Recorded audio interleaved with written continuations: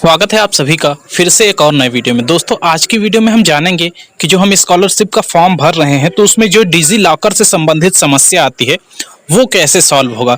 कई लोग हैं जिनको डिजी लॉकर पे जैसे ही वो डिजी लॉकर वाले ऑप्शन पे पहुंचते हैं तो उनका वेरिफिकेशन नहीं कंप्लीट हो पाता है। कुछ लोग इस चक्कर में वो छोड़ देते हैं कि आखिर हम वहां पे अपना यूज़र आईडी पासवर्ड कैसे पता करेंगे, हमने पहले से बना रखा है, वो पासवर्ड हम भूल गए हैं तो कैसे वहां पे हम फॉर्म के टाइम अप्लाई करेंगे। तो इसको लेके काफ़ी लोग परेशान रहते हैं। आज मैं इसका एक सिंपल सा सलूशन बताने वाला हूँ, सबका वेरिफिकेशन हो जाएगा। डिजी लॉकर जो है आप आईडी पासवर्ड बनाए हो या ना बनाए हो, बहुत ही आसान तरीके से उसको वेरीफाई कर सकते हैं। तो चलिए पूरे प्रोसेस को स्टार्ट करते हैं और दिखाते हैं आपको कि कैसे आप ये सब करेंगे। तो देखिए सबसे पहले हम चले आते हैं यहाँ जो स्टूडेंट वाला ऑप्शन है यहाँ पे आएंगे हम, और यहाँ पे आके जैसे ही हम क्लिक करते हैं इस प्रकार से लिस्ट ओपन होके आता है।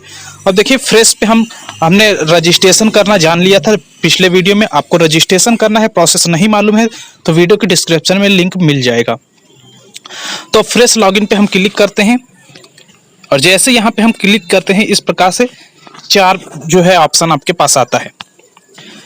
Pre matric, intermediate student login, post matric, other than intermediate student login. तो हम other than intermediate student login पे क्लिक करते हैं। अब जैसे यहाँ पे हम क्लिक करेंगे, आपका इंटरमीडिएट हो तो इंटरमीडिएट पे क्लिक करेंगे, प्री मैट्रिक है तो प्री मैट्रिक पे क्लिक करेंगे। ठीक, तो यहाँ पे आपसे मांगा जाता है आपका रजिस्ट्रेशन नंबर, जो अभी आपने रजिस्ट्रेशन किया है। रजिस्ट्रेशन करने का प्रोसेस मैंने बता रखा है, तो रजिस्ट्रेशन नंबर आप यहाँ पे इंटर कर देंगे। और उसके बाद यहाँ पे देखिए मोबाइल नंबर आपको इंटर करना है। तो आप मोबाइल नंबर कौन सा इंटर करेंगे, जो आपने जब रजिस्ट्रेशन किया था वो जो वहाँ पे जो मोबाइल नंबर वहाँ पे आपने इंटर किया था वही मोबाइल नंबर आपको यहाँ पे इंटर कर देना है। उसके बाद ये जो कैप्चा कोड दिख रहा है, आपको अपना पासवर्ड जो वहाँ पे आपने बनाया था रजिस्ट्रेशन करते टाइम वो पासवर्ड यहाँ पे इंटर करना है। और फिर ये वाला जो कैप्चा कोड दिख रहा है आपको, ये कैप्चा कोड को इस वाले बॉक्स में फिल करके सबमिट पे क्लिक करना है। तो जैसे ही आप लॉगिन होते हैं यहाँ पर आपको इस टाइप का पेज दिखाई देता है। यहाँ पे देखिए कितने स्टेप दिए गए हैं, तो 7 स्टेप आपको दिए गए हैं, जिसमें से कितने स्टेप कंप्लीट हैं ये आपको अगर देखना है। अभी आपने केवल रजिस्ट्रेशन किया है तो यहाँ पे जो 3 डॉट दिख रहा है इस पे आप क्लिक करेंगे। जैसे आप यहाँ पे क्लिक करते हैं इस प्रकार से स्लिप जनरेट होकर आ जाता है। इसमें देखिए 2 स्टेप आपके हो चुके हैं, पहला तो रजिस्ट्रेशन और दूसरा है रजिस्ट्रेशन स्लिप को प्रिंट करें। तो ये 2 चीजें हो चुकी है, आपने रजिस्ट्रेशन भी कर लिया है, उसका प्रिंट आउट भी निकाल लिया। ठीक, अब आगे का प्रोसेस हम करेंगे। तीसरा ऑप्शन जो है वो है डिजी लॉकर से सत्यापन करें, इस वाले ऑप्शन पे।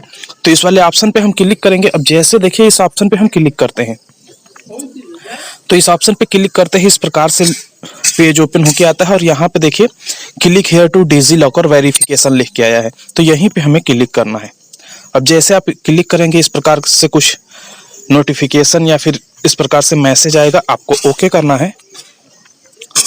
और ओके करते ही देखिए यहाँ पे इस टाइप से आपका जो डिजी लॉकर है वो आ जाता है। आपको यहाँ मोबाइल नंबर डालना है डिजी लॉकर का, जो भी आपने डिजी लॉकर यदि अकाउंट बना रखा है तो आप यहाँ पे मोबाइल नंबर डालेंगे, फिर यूज़र नेम या आधार नेम कोई सा भी डाल के यहाँ पे आप वेरीफाई कर लेंगे।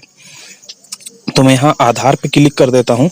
यहाँ पे आपको आधार नंबर अपना इंटर कर देना है और उसके बाद फिर नेक्स्ट पे क्लिक करना है।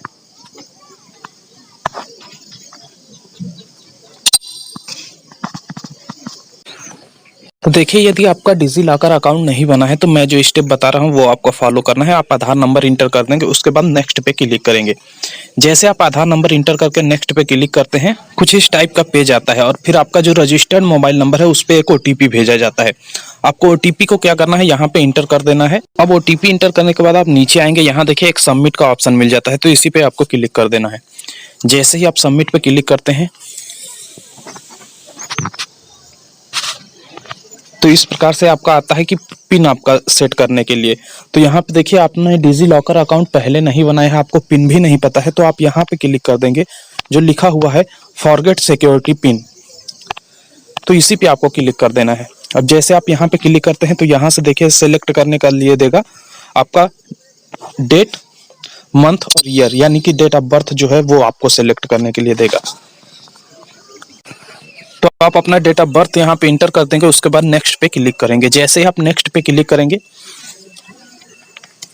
तो इस प्रकार से आएगा कि 6 डिजिट का आप सिक्योरिटी पिन डाल दीजिए। कोई भी आप नया पिन बना के यहाँ पे डाल सकते हैं, तो जो भी आपको याद रहे वो आप यहाँ पे पिन सेट कर सकते हैं। तो मैंने यहाँ पे पिन इंटर कर दिया है। अब मैं क्या करूँगा, सबमिट पे क्लिक करूँगा। सबमिट पर क्लिक करते ही इस प्रकार से पेज ओपन होकर आएगा, जिसमें आपका कौन कौन सा डॉक्यूमेंट्स यहाँ पे सेलेक्ट कर रहा है उस पर टिक लगा होगा। सभी डिटेल आप चेक कर लेंगे, उसके बाद नीचे चले आएंगे और यहाँ पे अलाउ जो लिखा है इस पे आपको क्लिक करना है जी।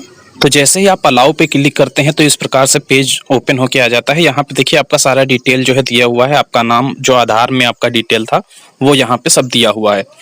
तो यहाँ पे आप क्लिक करेंगे, नीचे जो लिखा हुआ है वेरीफाई डिटेल्स यहाँ पे, तो इसी पे आपको क्लिक करना है।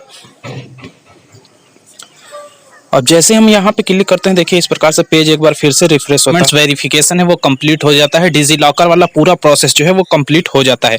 इसके बाद जब आप फिर से यहाँ पे लॉगिन करेंगे और यहाँ पे इस वाले पेज पे आप पहुंचेंगे, जो पेज आपको दिखाया था मैंने फर्स्ट में, तो वहाँ पे नाम नहीं लिख के आ रहा था, यहाँ पे केवल रजिस्ट्रेशन संख्या आ रहा था, बाकी इस छात्र छात्रा का नाम यहाँ नहीं लिख के आ रहा था।